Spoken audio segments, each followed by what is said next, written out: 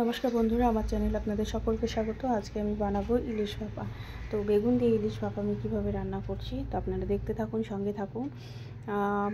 খুব সহজ পদ্ধতিতে আমি ইলিশ ভাপাটা রান্না করছি। এখানে 4 পিস ইলিশ মাছ নিয়ে নিয়েছি, ভালো করে ধুয়ে পরিষ্কার করে নিয়েছি। আর এখানে সাদা সর্ষে আর পোস্ত আর কাঁচা লঙ্কা পেস্ট করে নিয়েছি। আর এখানে নিয়ে নিয়েছি ফালি ফালি করে বেগুনটা দেখুন ফালি ফালি করে কেটে ধুয়ে নিয়েছি। তো এবার এই ইলিশ মাছটা আমি ম্যারিনেট করে নেব। তো দেখতে থাকুন, আমার সঙ্গে থাকুন রান্নাটা। তো এখানে কালো জিরে দিয়ে দিলাম, আর দিয়ে দেবো স্বাদ মতো নুন। আর যেহেতু পোস্ততে নুন দিয়েছি তো পরিমাণ মতোই নুনটা দিতে হবে, আন্দাজ মতো দিতে হবে। এখানে দিয়ে দিচ্ছি পরিমাণ মতো হলুদ গুঁড়ো।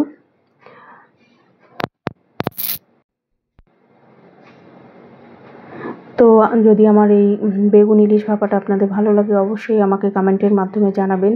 আশা করি আপনাদের খুব ভালো লাগবে। তো যে পেস্টটা করে রেখেছি সর্ষে, পোস্ত আর কাঁচা লঙ্কা, সেটা দিয়ে দিলাম। আপনারা চাইলে টক দই দিতে পারেন, আমি এখানে দই অ্যাড করিনি। এখানে কিছুটা লাল লঙ্কা গুঁড়ো দিয়ে দিলাম, আর 4টে চেরা কাঁচা লঙ্কা দিয়ে দিলাম। আর পরিমাণ মতো এখানে তেল অ্যাড করছি। সর্ষের তেল আমি রান্নাটা করছি, বেশ খানিকটা সর্ষের তেল দিয়ে দিলাম। খুব এটা আমার দিদার রান্না। তো কীভাবে রান্নাটা হচ্ছে আপনারা দেখতে থাকুন, সঙ্গে থাকুন। আশা করি আপনাদের ভালো লাগবে। যদি ভালো লাগে বন্ধুরা তাহলে অবশ্যই কমেন্টের মাধ্যমে জানাবেন। খুব ভালোভাবে মাখিয়ে নেওয়া হচ্ছে। ম্যারিনেট করে 10 থেকে 15 মিনিট রেখে দেবো।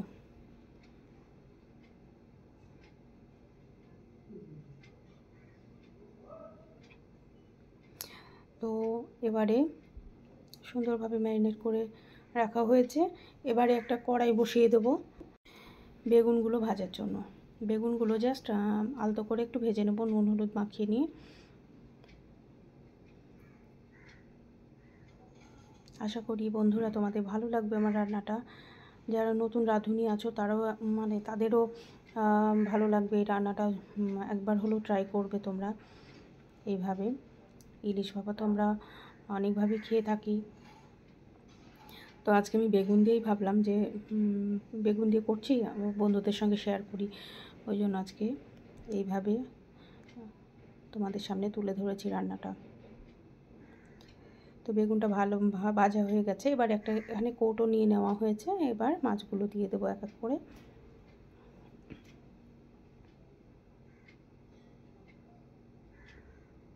তো মশলাটা ভালো মতো চারিদিকে ছড়িয়ে দিচ্ছি। দেখতে কিন্তু ভীষণ কালারফুল হয়েছে, দেখুন, আপনারাই দেখুন। আচ্ছা, এরপর ভেজে রাখা বেগুনগুলো এক এক করে সাজিয়ে দেবো চারপাশে। খুবই সহজ পদ্ধতি দিয়ে রান্নাটা আর কি, সেরকম কিছু লাগে না। ইলিশ ভাপা একদম চটজলদি। যারা ভালোবাসে ইলিশ ভাপা প্রায় সবাই আমরা এরমভাবে রান্না করে খেতে ভালোবাসি। তো আশা করি যদি ভালো লাগে আমার এই ইলিশ ভাপা রেসিপিটা অবশ্যই শেয়ার করবে, পারলে সঙ্গে থাকবে। তো এখানে খুব সামান্য জল দিয়ে দিয়েছি তাওয়াতে। তো এবার কৌটোটা 15 থেকে 20 মিনিট মতো আঁচ কমিয়ে ভাপে বসিয়ে দিলাম।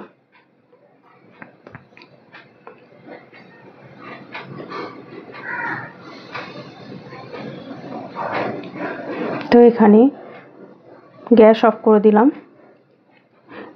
রান্নাটা একদম কমপ্লিট। এবার ঢাকনাটা খুলে দেখি কেমন হয়েছে। দেখো, এবারে একদম সুন্দর একটা স্মেল বেরোচ্ছে।